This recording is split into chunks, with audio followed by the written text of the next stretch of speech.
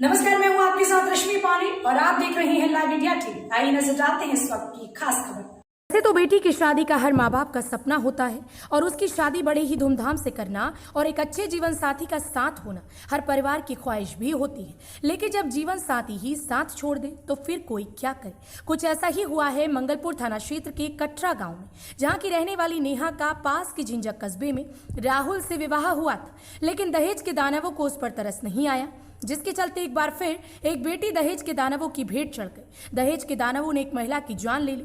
समाज में दहेज लेना और दहेज देना दोनों ही अपराध माने जाते हैं, लेकिन अपनी बेटी को हर सुख संपत्ति के लिए और खुशहाल देखने का ख्वाब हर परिवार का होता है। वहीं कानपुर देहात के रहने वाले रविंद्र कुमार ने भी कुछ ऐसा ही सपना देखा था।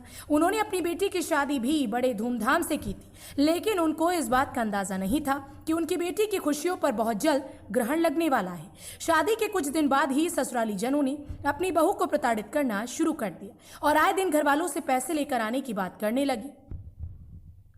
पहले तो नेहा ने बहुत दिन तक अपने ससुराल की यातनाओं के बारे में अपने परिवार में कुछ भी नहीं बताया, लेकिन बात इतनी बढ़ गई कि नेहा यातनाओं से बीमार हो गई। और फिर जिसके बाद नेहा के परिवार ने जब नेहा से फोन पर बात की तो पता चला कि नेहा काफी बीमार है। पूरा मामला जब नेहा के परिवार को पता चला तो नेहा के परिवार में ससुराली जनों से बात करने की कोशिश की गई, लेकिन दहेज के लोभी ससुराली जनों ने नेहा के पिता और उनके परिवार की एक न सुनी। झूठे आश्वासन के बाद नेहा को रखा तो, लेकिन आए दिन उसे मारते पीटते भी रहे, जिसके कारण नेहा की तबीयत बहुत ज्यादा गंभीर हो गई और नेहा के पति ने उसे उसके मायके छोड़ दिया और कहा कि दहेज तो कुछ मिला नहीं तो अब इलाज में भी नहीं कराऊंगा, इलाज तुम लोग कराओ। नेहा के परिवार ने जैसे तैसे अपनी बेटी का इलाज कराया।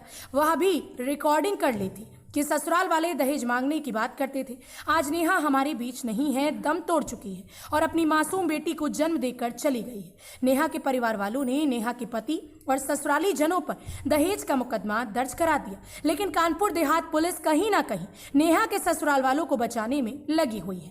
ना तो कोई गिरफ्तारी हो रही है और ना ही कोई जांच पड़ताल की बात हो रही है, सिर्फ जांच और वह भी मुंह जुबानी। ऐसे में कानपुर देहात पुलिस भी सवालों के घेरे में खड़ी होती है। अब देखना यह है कि पीड़ित परिवार को न्याय कब और कैसे मिलता है और पुलिस की कार्यशैली आखिर कब सुधरती है। हमने जब इस मामले में डेरापुर सीओ आशा पाल सिंह से बात करनी चाहिए तो उन्होंने साफ तौर से इस मामले में कुछ भी कहने से इनकार कर दिया। ये है कि हमने शादी बहुत धूमधाम से की।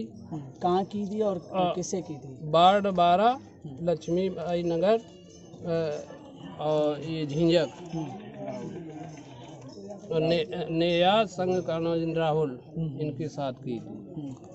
उसके बाद क्या हुआ? उसके बाद जो है कुछ दिन आना जाना हुआ, फिर धीरे धीरे ये लोग प्रताड़ित करने लगे। क्या दहेज की मांग करते थे? हाँ, दहेज की मांग कानो जो है बिटिया से करते थे। बिटिया ने हमें अवगत नहीं कराया कि अभी लाइन पे आ जाएंगे पापा, आ जाएंगे आ जाएंगे। वो अपने मन में ही मन भूलती रही और उसने ये सोचा कि पापा ने इतना खर्च भी किया और फिर भी हमारे तीस समस्या आ रही है। इसके बाद जो है वो वहीं पर जो है वो बुखार आया। बुखार आने के बाद जो है उसको खांसी। उन्हें इन लोगों ने 1 महीना का न किसी को दिखाया न किसी को सुनाया। अच्छा, इसके पहले इनके खिलाफ आपने कोई थाने में तहरीर दी थी क्या?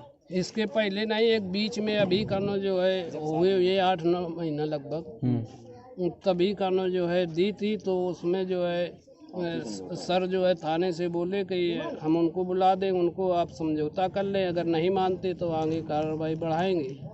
तो फिर आए सुबह और आके ना समझौता करना हुआ तो हम कही चलो भाई ठीक है। इसके बाद की घटना बताइए क्या है?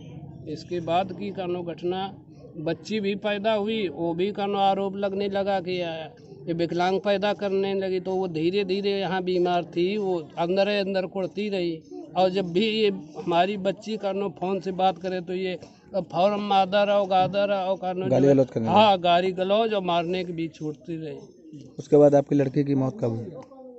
क्या हुई, कैसे हुई थी, क्या वजह रही? वजह यही रही कानो बीमार थी और ये पहले मारा कूटा था। क्या माना जाए, उसे टाइम पे इलाज नहीं मिला, इसकी वजह से उसकी मौत हो गई? नहीं, टाइम से हम कराते रहे इलाज। उनकी तरफ से क्या इलाज? उनकी तरफ से इलाज नहीं हुआ। आप रिकॉर्डिंग भी सुन सकते हैं। प्रशासन से अब क्या मांग करते हैं आप? शासन से हमें एक बच्ची है, इसका न्याय कानून, वो विकलांग है। अब वो जो हुआ तो वही थाने में आपने तहरीर दी थी, उसके बाद पुलिस की कार्रवाई क्या हुई है? पुलिस की कार्रवाई ये अभी वाली अभी अभी क्या कार्रवाई? अभी कार्रवाई ये होने वाली